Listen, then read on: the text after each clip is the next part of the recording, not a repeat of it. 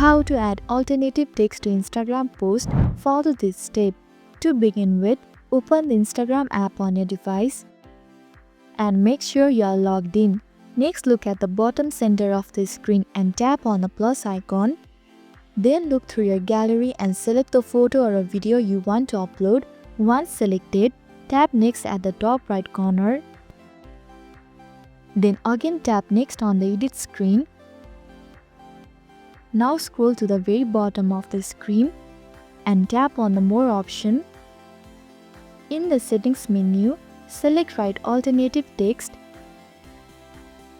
Here type in the description of your post. After writing the text, hit done to save it. Finally go back and click on the share button at the bottom to publish your content.